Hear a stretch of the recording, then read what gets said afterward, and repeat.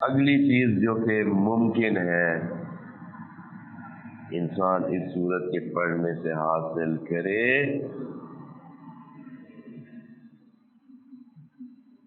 خصوصاً ان علاقوں میں جہاں پانی خشک ہو جاتے ہیں، انسانوں نے کنوؤں کا انتظام کیا ہوتا ہے، بور کا انتظام کیا ہوتا ہے،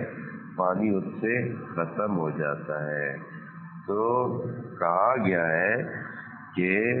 3 دن اس چشمے پر یا اس کنویں پر یہ سورت پڑھی جائے، اور جیسے بھی 3 دن اس چشمے پر یہ سورت 7 بار روزانہ پڑھی جائے۔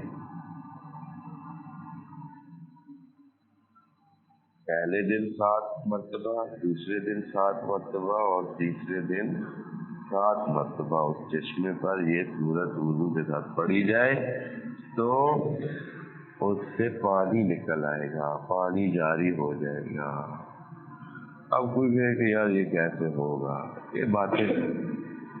نہ کہیں، اس لیے کہ بہت کچھ بغیر ان سلسلوں کے جو ہماری سوچ میں ہوتے ہیں اس کے بغیر بھی ہو رہے ہوتے ہیں اور ہو جاتے ہیں۔